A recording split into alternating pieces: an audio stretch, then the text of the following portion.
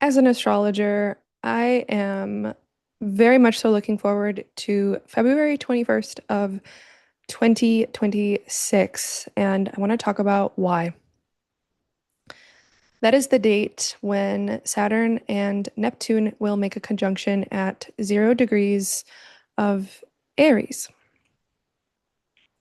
That's a pretty big deal. This is the very first degree of the very first sign of the zodiac.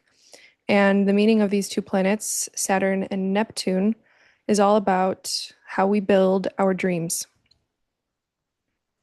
So I'm going to pull up the chart and I want to talk about that date. I also will go through the lead up to that date from around right now, which is the end of November, up until the next really 3 months. So let's look at it.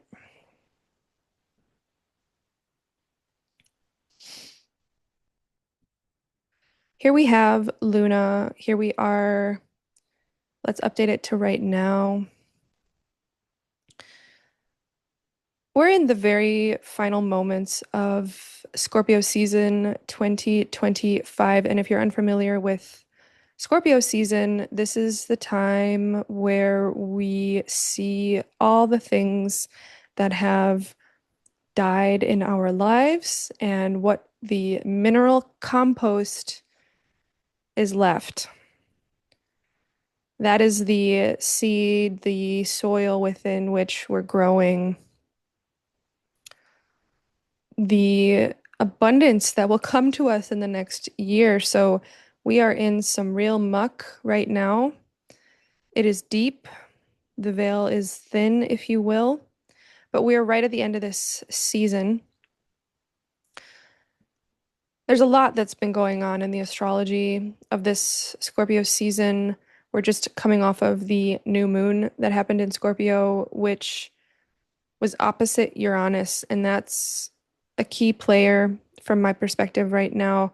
So much of Scorpio, this mineral compost stuff that I'm talking about, it's really the intangible resources. It's the psychic environment. It's the trust.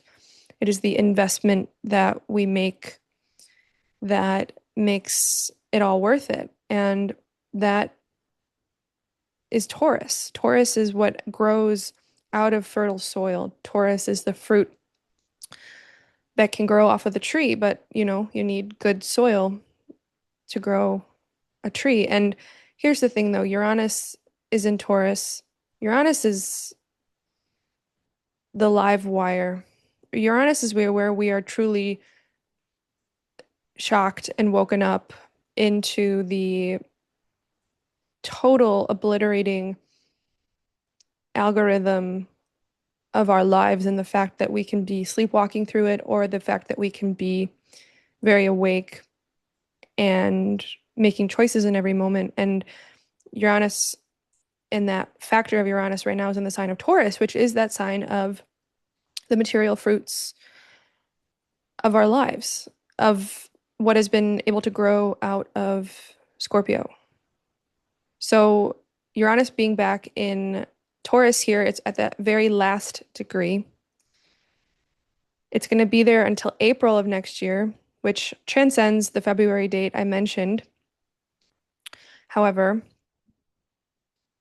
what Taurus is going through right now, again, just for the next several months, is a revitalization, a return to our own awake awareness of material intelligence.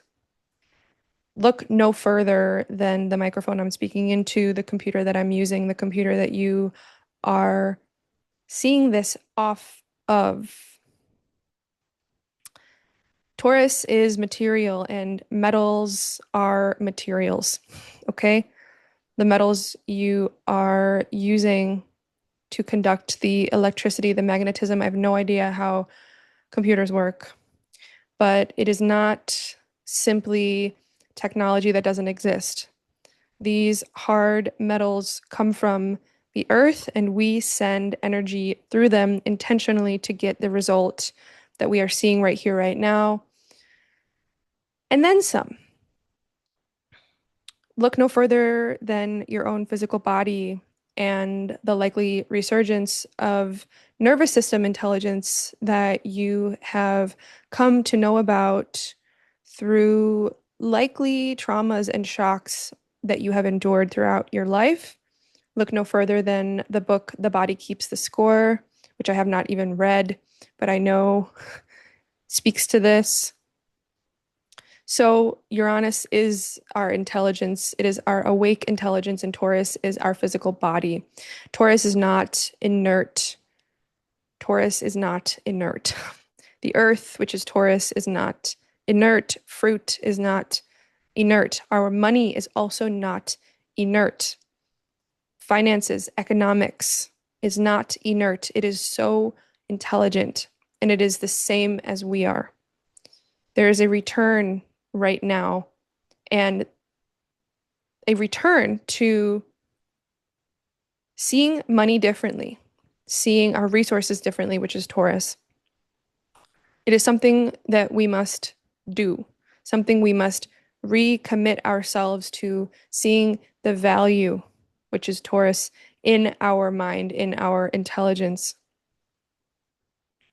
inherent value in our consciousness and everything that is around us. And that's where all these oppositions we've been going through are coming from. The sun in Scorpio is lighting up the mud, and Uranus in Taurus is essentially the vibrating lotus flower. So keep this in mind because this is huge. And Uranus will remain in Taurus beyond the Saturn-Neptune conjunction, which I'm about to start talking about. And that said, here's Uranus making a sextile to the Saturn-Neptune conjunction. The Sun, Mercury, all these late Scorpio things have been in trine to the balsamic Saturn-Neptune conjunction. Balsamic means concluding. Balsamic is the phase in astrology that precedes the new phase, and that's simply because Neptune is the slower moving planet here. Saturn is the faster moving planet. And so Saturn, I think it was like 36 years ago. I'll check that in a moment. But Saturn 36 years ago passed Neptune, was right around here. It was in a different sign. I think it was in Sagittarius, but I'll have to check. Saturn moves quicker than Neptune, so it moved like this, and it found itself back here where it will finally move past Neptune again, and that's called a new phase conjunction, and that happens on February 21st of 2026. So this is huge. We've been in this grand trine for some time now, which means we're understanding the opportunity that's been given to us with this balsamic Saturn-Neptune conjunction. So what is the opportunity of a balsamic Saturn-Neptune conjunction? I'll tell you my perspective, which is that I think it is the space in between 25 and 29 degrees of Pisces, which is essentially the space that Saturn needs to move past. And eventually the conjunction, as I said, is going to happen once they both move into 0 degrees of the next sign, which is Aries here.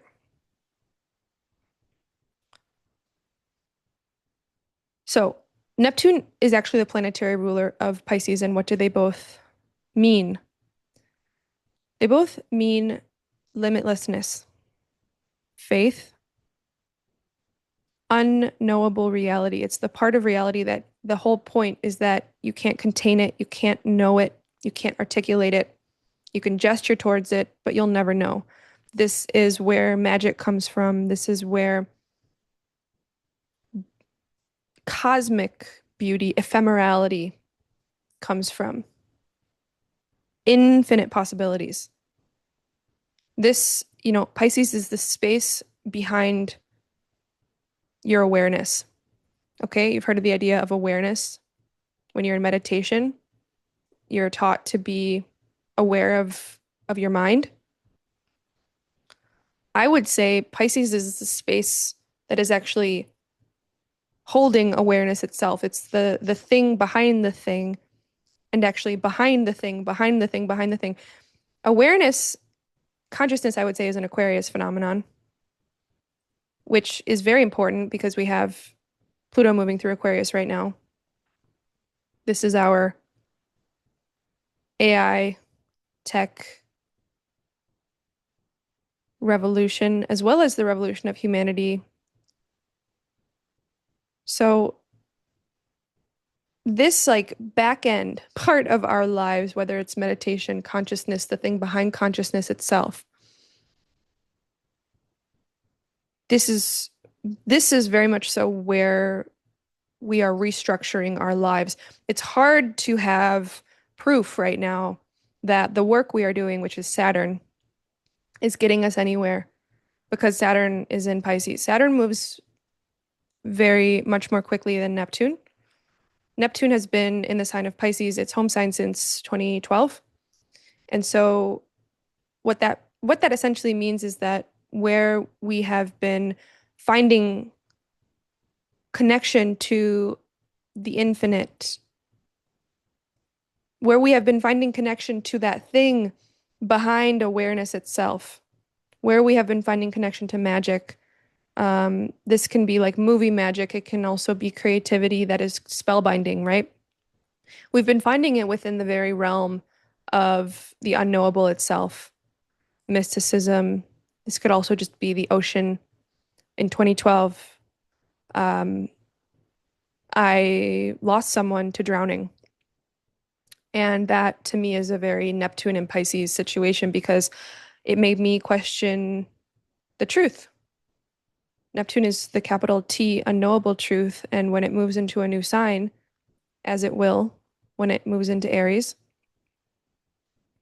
but when it moved into Pisces, we were accessing limitlessness through limitlessness. And so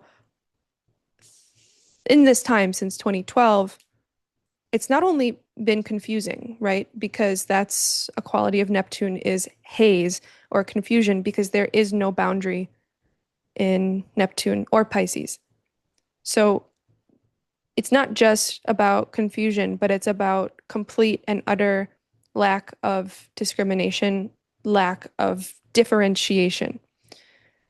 So likely from 2012 till now, we have been thrown into our own literal or metaphorical ocean that seems to be unendingly deep and wide. And it's the type of thing where we can likely pull ourselves from it. You know, we have the sun, we have all of these inner planets. The inner planets are the day-to-day, your personality, what's going on in your relationships and your work. But these outer planets, like Neptune, are much more of the background noise. And now that Saturn is here making its final conjunction to Neptune at the very end of Pisces, it's still in a completion phase. At the very end of Pisces, before they both move into the next sign, the new phase of Aries, and they make a new phase to each other, we are beyond the wit's end right now. We have pushed ourselves so far, not for nothing, not for nothing. But we've pushed the structure of our lives so deep into limitless reality for many of us. And I think it's because we really needed to gain spiritual mastery over that space behind consciousness itself, which doesn't require us to do literally anything, because this is where the ideas that we are not separate, that love is all, that we are all equal, that we are the same, this is where all of this is coming from. And we're coming to the nth degree between now, November 21st, and February 21st. November to December, December to January, January to February, 3 more months.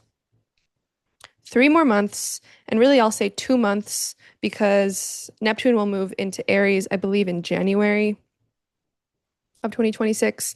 And once Neptune moves into Aries, we begin to have a singular focus again through which we channel our truth. Whereas now that Saturn is back in Neptune, our connection to that space behind, it doesn't begin and it doesn't end. We're just simply existing. So once February comes along, Saturn and Neptune are back in Aries. We channel our truths through our individual selves, which is Aries. And not only that, but Saturn begins its new phase to Neptune. Saturn is about the very opposite of Neptune, which is structural reality, boundaries, black and white, boundaries, borders. Saturn ultimately is our own personal mastery of life itself, the process of maturation, of growth, of our bones, of the structures that we rely on the things that have growth processes, which means they also die. They also become overcrystallized. So right now, anything that needs a structure or a boundary, anything that needs a structure or a boundary that is not rooted in delusional faith, which is essentially Neptune in Pisces, you're not going to get a grip. So for the next 2 months, probably just even a month and a few weeks here, we need to be back in some delusion if we want to have a grip at all. Once these two move into Aries, this is a different story. So let's look to that. Meanwhile, Pluto is finally direct, moving very quickly, and so we can have a sense that while it's almost impossible for us to get a grip right now on structural reality, our soul is moving. Our soul is moving, ruled by Uranus and Taurus at that also very final degree right now. Uranus is still moving backwards though for quite a while. Uranus will stay in Taurus till April. So again, but that Uranus and Taurus is ruling Pluto. So our soul, we are working out that material intelligence piece right now, which is extraordinarily important. And that is a relationship that I'm very interested in, which is in particular the sextile between Neptune and Uranus. This is a very long-term sextile for the next 13 years. There will be in a sextile until Uranus, which moves quicker than Neptune. Uranus will finally find itself in a first quarter square to Neptune, and then we're going to be in a different story. We're going to have some friction, a choice to make. And the truth is that in the sextile, this is the preparation for 13 years from now when that square happens. Because what's the preparation? Right now, Neptune is limitless truth, limitless possibilities, limitless truth. And it's not about the actualization of the limitless possibility. It is about the awareness of the limitless, the presence of the limitless possibilities. Uranus in Taurus is about how material itself has intelligence, and their current sextile to each other says that right now, the whole point of our lives for the next several years, on a very meta level, is to internalize, which is the first quarter sextile, 60-degree aspect. Internalization, studying, focus of the synergy between these two planets. And that synergy to me is about how material intelligence continues to push and allow us to explore Uranus, the edge of limitless truth, unbounded. How do you exist in an unbounded reality if you're not aware that every material has intelligence to it?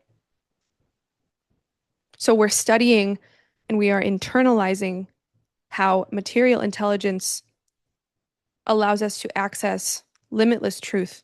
And it's truly another decade of study before at some point these planets will square each other and we'll have a pretty large choice to make as a collective. But I'm not going to look at that right now because that's several years into the future. Right now, our prerogative is to internalize material intelligence so that we are creating understanding in ourselves that life is limitless, truth is limitless, completely unbounded. Saturn being present here for the next 2 months says that this is the work we have to do. And this is not work that bears fruit. So let's look now.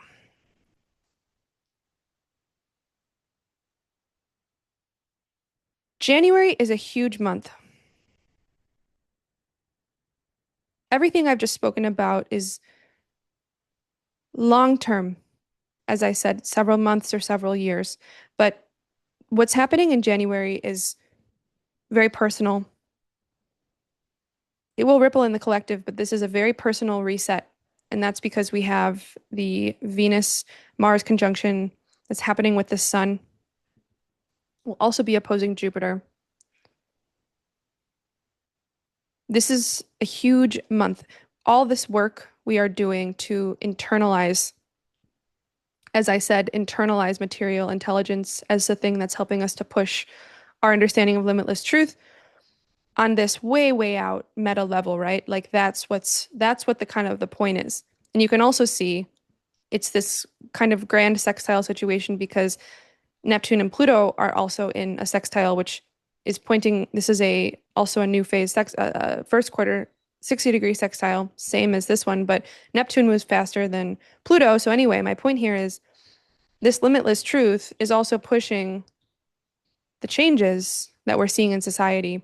And these are all very harmonious things. And so while we're in this Saturn Neptune balsamic, which can feel like material reality is dissolving, we must keep in mind that we are in a deep internalization phase of how consciousness is changing in Aquarius and how our relationship to the material world is also reigniting, reawakening, and we're reconnecting to that, whether it is our resources or our nervous system. This is deeply important. And I think it is going to be in January when both these planets are direct, Saturn and Neptune. Once these planets both go direct, they're on their way into Aries. And so we have figured something out. These two planets are direct. We figured out probably what the next seed cycle is going to be, but that is not exactly planted until the conjunction, which I'll show you in a moment here. But I want to talk about January because of this interplanet conjunction, which I believe happens on the 10th specifically. And it's remarkable. We have it opposite Jupiter. What a moment. Like, basically, this is about you, the structure of your life, and the relationships around you. We've been working through a relationship cycle since February of 2024, which started in Aquarius with Pluto, which was much more traumatic. This reset of relationships is much more stable. And I think it is necessary for us to have this stable relational field before this conjunction of Saturn and Neptune perfects. And we can also see that this is all ruled by the Saturn-Neptune conjunction. Saturn in Pisces ruled by Neptune in Pisces.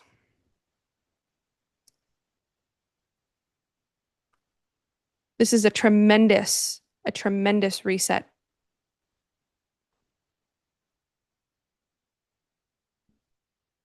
Of how we are interfacing with structural reality and how our relationships are helping us.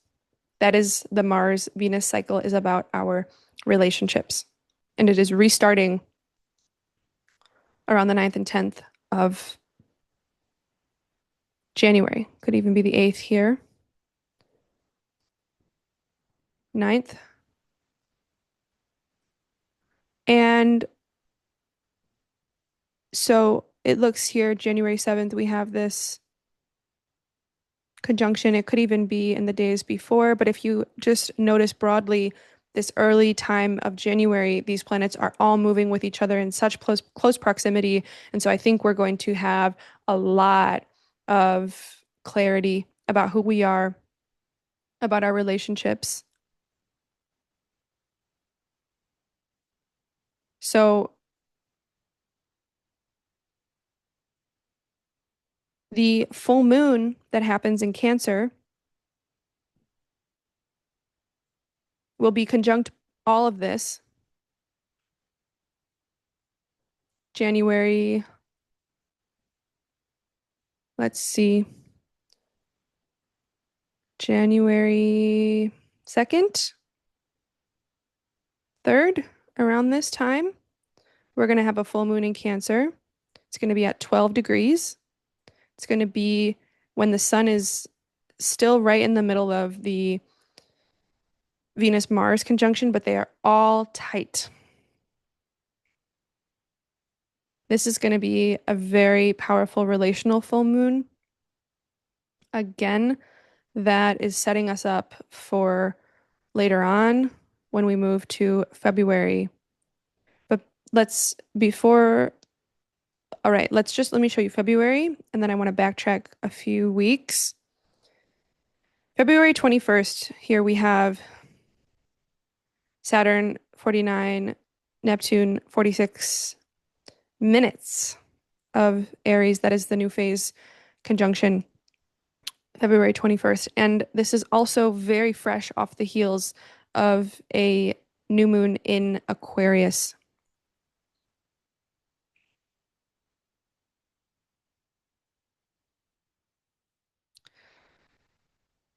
This is what's being seeded, okay?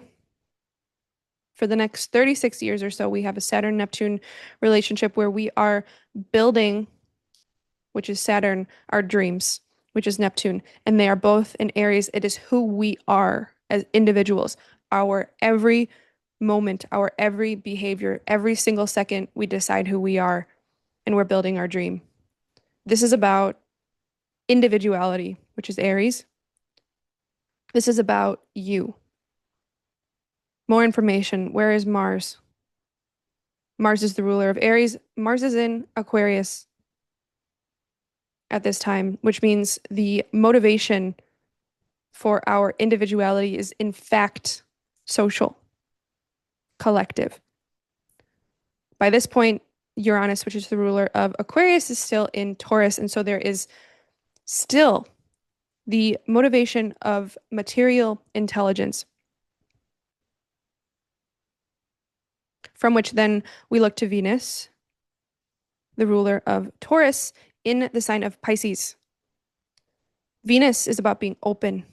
Venus is about receptivity. In Pisces, limitlessness, limitless receptivity, ruling material intelligence, which then brings us back to Neptune, the ruler of Pisces, in Aries, individual truth, ruled by collective motivation, ruled by material intelligence, ruled by infinite openness. That is the dynamic we will be working with for 36 years after the 21st of February of 2026. Does it make sense to you? I would think you have an inkling because that's what I have. I don't have anything exact. I have an inkling. And that's all we can hope for before the conjunction itself actually happens on the 21st, because that's when the new phase begins. Up until the new phase, we are getting hints as to what the next cycle is about, but we do not know. The point right now in this balsamic phase is to get really, really dark and to be that soil, to create that depth, to make the richness of our lives such that we can plant the seed at this moment and watch our dreams actually come true over many, many years. Everything, most of the things I'm speaking to here, beyond the Venus-Mars dynamic in January, these are the energetics of the situation. This is cosmic architecture. This is the zeitgeist. This is culture. This is the way energy is going to flow, whether you know it or not. But I find it to be unendingly fascinating that it tracks. And so, what is the point of knowing it? I'm not sure, but I think peace, because you're going to find yourself reflected in this anyway. And all this should help is by bringing peace, by giving peace to your own alignment, whether you like it or not. You can find coherence in any moment, whether you like it or not. And that's all I think we are striving for is coherence, because it's when we allow reality to be what it is that things can actually move forward. And man, I love Aries energy because it is about choice. It is about instinct. It is about impulse. It is not a signature which allows for much overthinking at all. Okay? Right now, where we are is in a phase of a lot of overthinking. This is a balsamic conjunction in Pisces at the very last degrees of Pisces. This is like everything, everything, everything, everything potentially. Everything that has exists, everything that will exist, everything that could exist but might not. We are swimming in the soups of unending things that we will begin deciding on by the end of February 2026.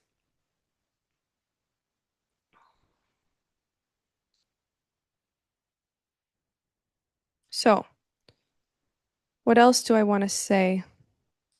I feel pretty good.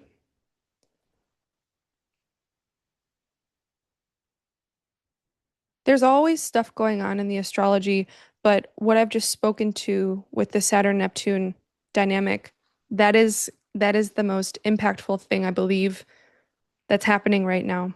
It's the most intangible, but it is the most impactful. Because there's a lot that goes on with the inner planets that we can use to diagnose the ruts that we are in, the challenges that we are facing.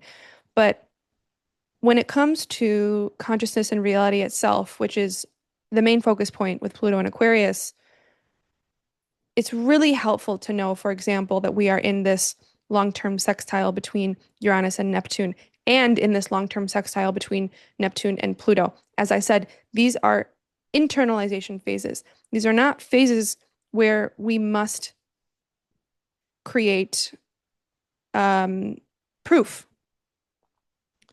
I will say next year, we will have Jupiter making an opposition to Pluto while the North Node is making a conjunction to Pluto. They're moving towards each other. That is a time. That is going to be a time.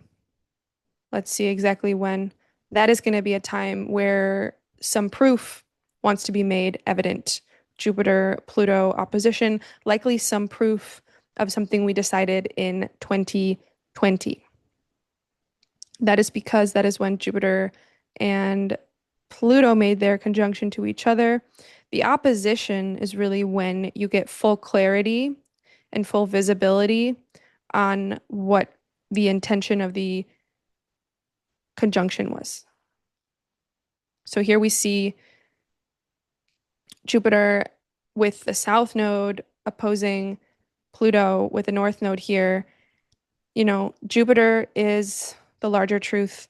Pluto is the deepest desire. So at this point, we have a very large, expansive truth in our creative output, and yet we have a very deep desire for complete and utter social change. So we're going to have to balance our creative prowess with sweeping social changes that need to be happening.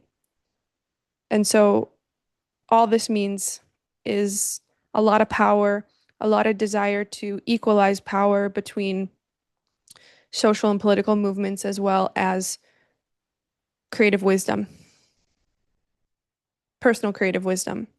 So this can be big clashes of egos, or it can be enormous synergy between social movement and creative output.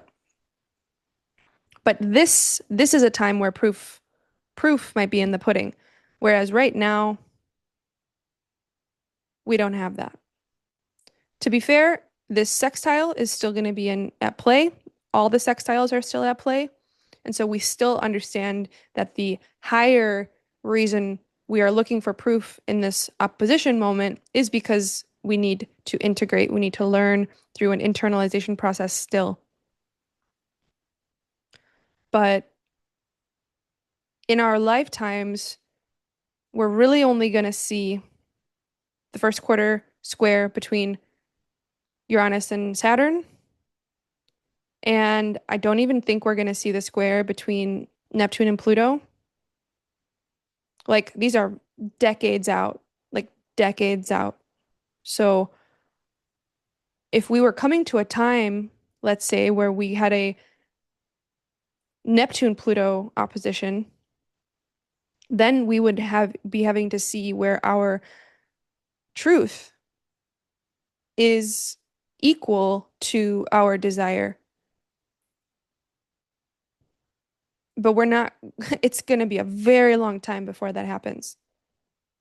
So right now we are studying the truth of our desire instead of going to war for our truth. I know it might feel like we are going to war for our truth in this time, but, or that many people are, but that war, the wars that have been happening are crises of faith. That's the Saturn Neptune conjunction. They're crises of faith and there are crises of control. Once we move into this Aries time, everything is shifting because we are no longer allowing unencumbered, limitless truth to dictate our own personal truth, right? We are calling the shots at every level of consciousness once Neptune moves into Aries. And that's a whole lot of responsibility. So I'm going to end it there. Let me know what you think if you're still watching. Do know that I do readings, so please go book a reading with me. I would love to talk to you. Wax lyrical. And until next time, goodbye for now.